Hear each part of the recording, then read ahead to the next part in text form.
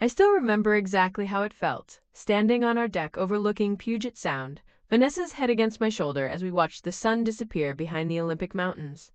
The sky blazed orange and pink, reflecting across the water while Seattle's lights began twinkling to life behind us. I remember squeezing her hand and whispering, "We're the lucky ones." She squeezed back, and I felt complete. It's strange to think now that even as those words left my lips, the foundation was already cracking beneath my feet. But back then, I truly believed we were untouchable. 15 years of marriage, 2 amazing kids, and a life in our Queen Anne neighborhood home that felt like everything I'd ever wanted.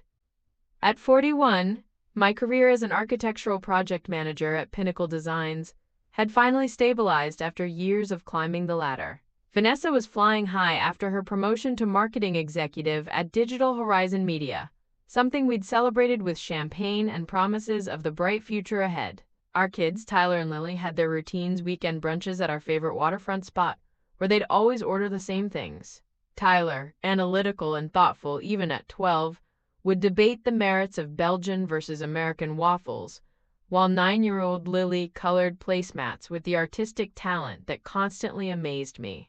We'd go hiking through misty Pacific Northwest trails, the 4 of us huddled together for family photos against breathtaking backdrops. On rainy nights, which Seattle offers in abundance, we'd build blanket forts in the living room for movie marathons, the sound of raindrops tapping against our windows creating the perfect soundtrack. Vanessa had always been my rock. Her intelligence and ambition were things I'd found irresistible from our first meeting. The way she could command a room, the sharp clarity of her thinking, these were qualities I admired and celebrated. When she walked into a space, it felt more alive somehow. For 15 years, I'd watch her laugh with friends or present ideas at neighborhood meetings and think, how did I get so lucky? But the thing about cracks in foundations is that they start invisibly, deep beneath the surface, before they ever become visible. The first change was subtle. A new perfume, something expensive with notes of jasmine and something else I couldn't place. It was a gift from the office for landing the Nexus account, she explained, and I thought nothing of it. Why would I? Trust was the bedrock of our relationship. The late nights began increasing strategy meetings for the Nexus campaign, she said. I'd wake at midnight or 1 a.m. to find her side of the bed empty, then hear the garage door as she finally came home. Her phone changed too, always face down when set on counters, password changed because of company security protocols. I remember one particular evening, rain lashing our windows as Seattle disappeared beneath one of those dramatic spring downpours. We were having spaghetti, Tyler twirling perfect forkfuls while telling us about soccer practice. Lily looked up suddenly, sauce dotting her chin. "Mom, will you come to my art show on Saturday?" I painted our family. The pride in her voice was unmistakable. Vanessa's fork paused halfway to her mouth. "I'll try, sweetie, but I might need to work with Ethan on the Nexus campaign. It's at a critical stage." Tyler's head tilted slightly. He'd always been remarkably perceptive. "Ethan again? He's practically part of our dinner conversations now. When do we get to meet this guy?" I laughed, making some joke about Ethan being Vanessa's work husband. But something cold settled in my stomach. I pushed it down, told myself I was being ridiculous. That night I woke at 2 a.m. to the blue glow of a phone screen. Vanessa was awake beside me, typing rapidly, her face illuminated in the darkness. When she smiled at something on the screen, I felt it like a physical blow. That smile wasn't meant for me anymore. It belonged to someone else. I closed my eyes and pretended to sleep, but my mind raced with possibilities I wasn't ready to face. The evidence continued mounting over the weeks that followed. Credit card statements showed charges I couldn't explain. A $5,000 watch from a boutique downtown, a weekend getaway to wine country, booked during the same dates she'd claimed she couldn't take off for our family trip to California. There were new membership cards to exclusive spas, lipstick hastily reapplied at midnight, and most damning, the lingering scent of unfamiliar cologne that clung to her clothes when she returned home. I found myself living in a strange limbo, going through the motions of normal life while increasingly certain that everything was falling apart. Tyler withdrew, spending more time in his room, his soccer coach mentioning Vanessa's repeated absences at games. "Most parents make it a priority," he said with a meaningful look that made me want to disappear. Lily's drawings changed too. Family portraits where the mother figure stood at increasing distances from the rest of us, or wasn't present at all. "Mommy's always working with Mr. Ethan," she'd explain with heartbreaking simplicity when I asked about these artistic choices. The confrontation, when it finally happened, wasn't one I planned. It was a rainy Saturday, classic Seattle, and Tyler had twisted his ankle during soccer practice. We came home early, me supporting him as we walked through the front door. And there he was, a stranger lounging on our couch, feet propped on the coffee table, swirling a glass of the Japanese whiskey I'd been saving for our anniversary. He looked up with the casual entitlement of someone who belonged there. "Ah, Nathan, finally we meet," he said with a smirk that didn't reach his eyes. "Vanessa's told me so much about you. Not complimentary things, I'm afraid." I froze, Tyler tensing beside me. Vanessa emerged from the kitchen, momentarily paralyzed at the sight of us. For a brief second, something like shame crossed her face before it hardened into cool detachment. Tyler announced he was going upstairs, but not before casting a disgusted look that conveyed wisdom beyond his 12 years. I helped him to his room, my hand shaking as I wrapped his ankle with an ice pack. When I returned downstairs, Ethan had made himself comfortable at our dining table. Vanessa had served him the beef bourguignon I'd prepared for our family dinner. Lily had come downstairs and sat quietly, her usual chatter silenced by the stranger's presence. "Nathan," Ethan said, tasting my carefully prepared meal, "this is rather bland, like suburban family life, wouldn't you say?" Vanessa laughed, a new laugh with sharp edges I'd never heard before, belonging to a stranger wearing my wife's face. Lily's eyes welled with tears. She got up and pressed against my side, seeking protection. I told her to go upstairs with her brother, and once she was gone, I turned to Ethan. "I think you should leave," I said, my voice calmer than I felt. Ethan stood, his stance deliberately intimidating, as he stepped close to me. He was taller, dressed in the kind of suit that costs more than most people's monthly rent. "You don't see it, do you?" he said in a low voice. "Vanessa's craving a real man, someone who can satisfy her professionally." He emphasized the last word with a smirk that made its double meaning clear. Without warning, his hand struck my face with shocking force, the slap echoing through the room like a thunderclap.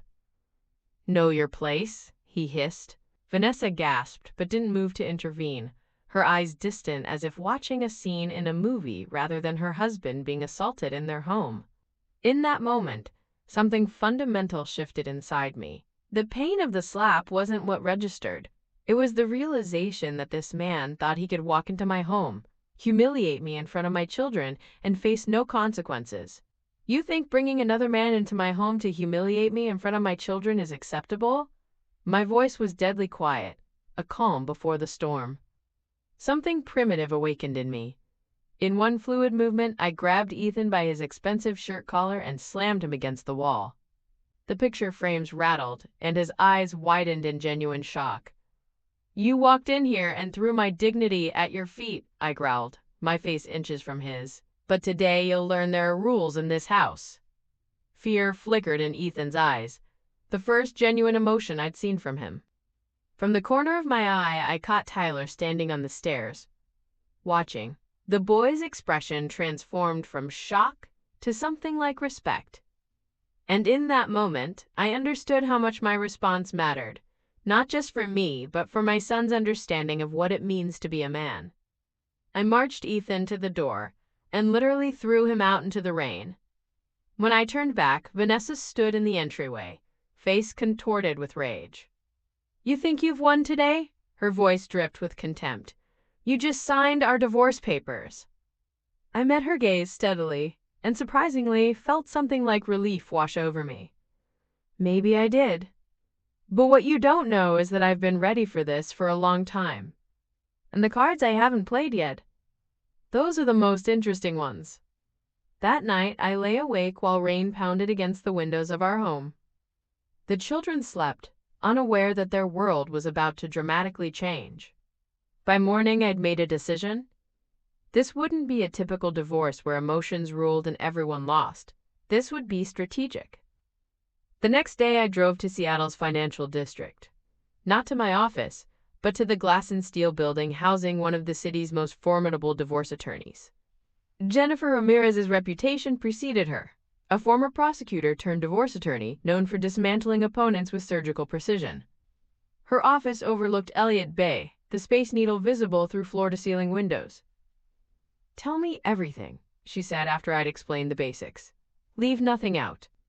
For 2 hours, I talked while she took notes, her face remaining professionally neutral, even as the story grew increasingly sordid. "I want to protect my children," I concluded. "And I want the truth exposed." "The truth has many layers, Mr. Mitchell," she replied. "Let's peel them back carefully." Within days, I'd also hired a private investigator with FBI experience in financial crimes. My suspicions had grown beyond mere infidelity. The timing of Vanessa's promotion had never quite added up, and Ethan's arrogance suggested a power dynamic I couldn't fully explain. What the investigation uncovered exceeded my wildest suspicions. Ethan Reeves had been systematically embezzling from Digital Horizon Media for over a year. The Nexus campaign, Vanessa's constant excuse for late nights, was largely fictitious, a shell for moving money offshore. Even more shocking was discovering that my former business partner, Marcus Reynolds, had orchestrated the entire scheme, introducing Vanessa to Ethan and manipulating her dissatisfaction over months. This was revenge, meticulously planned after I'd fired Marcus for ethical violations years earlier. I remember sitting in my car outside Digital Horizon's headquarters, rain streaking down the windows as I held the folder containing irrefutable evidence of their crimes. I could destroy them all with a single meeting. The power was intoxicating, tempting me toward revenge rather than justice. Have you ever had to make the difficult choice between seeking revenge or justice? Share your thoughts in the comments below. In the end, I chose the cleaner path. I delivered the evidence to Digital Horizon's CEO, Richard Coleman. Within 48 hours, breaking news showed Ethan being escorted from the Digital Horizon offices in handcuffs.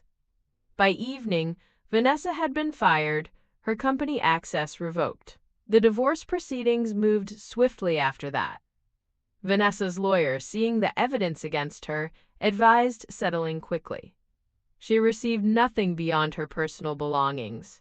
No alimony, no share in our home, limited visitation with the children who had witnessed her betrayal.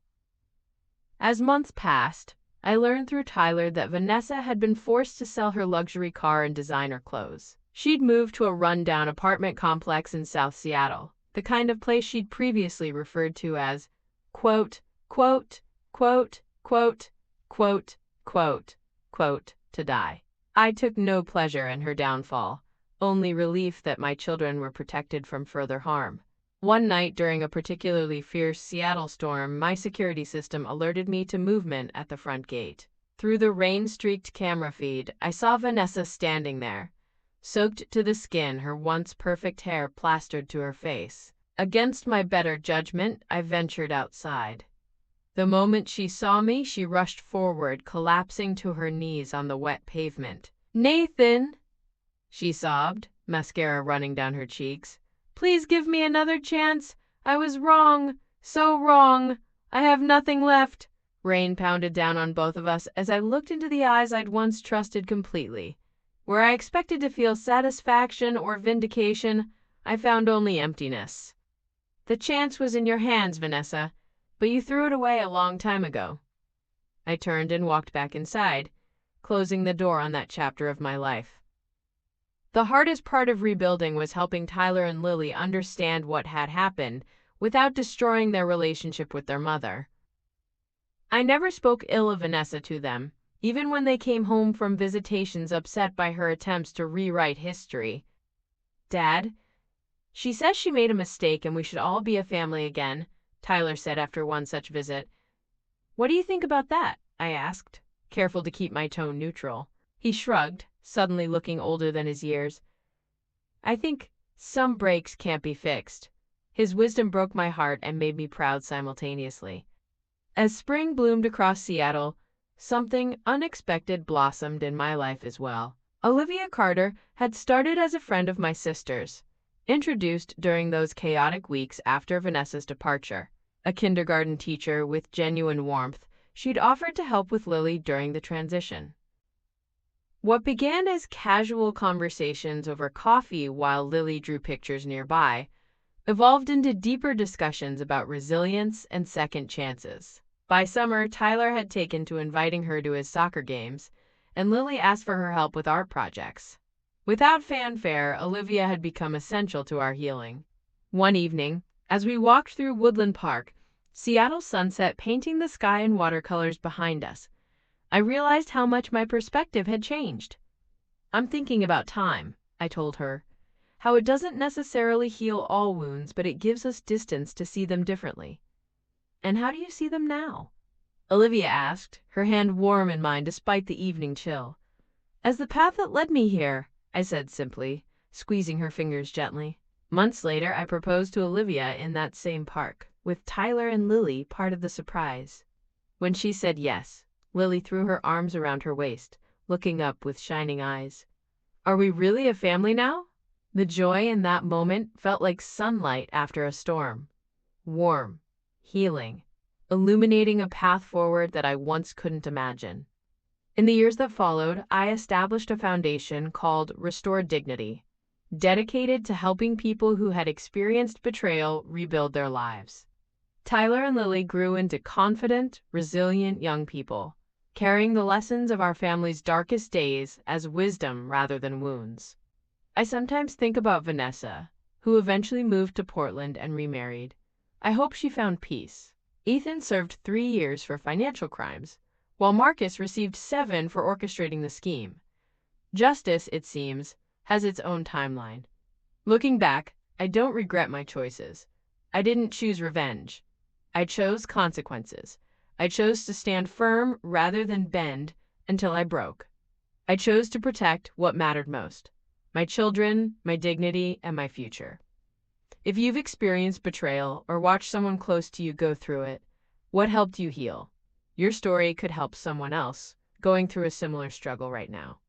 The scent of jasmine still occasionally triggers memories of those dark days, but they no longer hold power over me.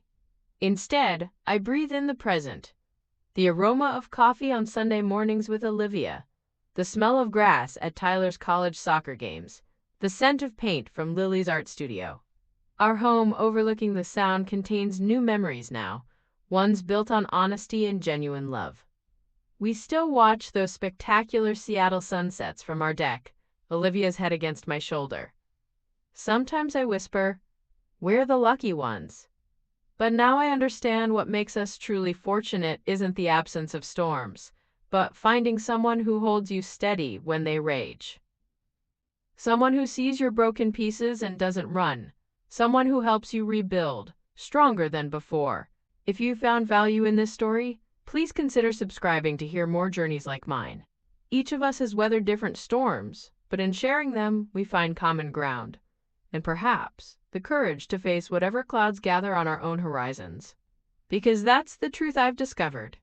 Dignity can be lost and found again. Trust can be shattered and rebuilt.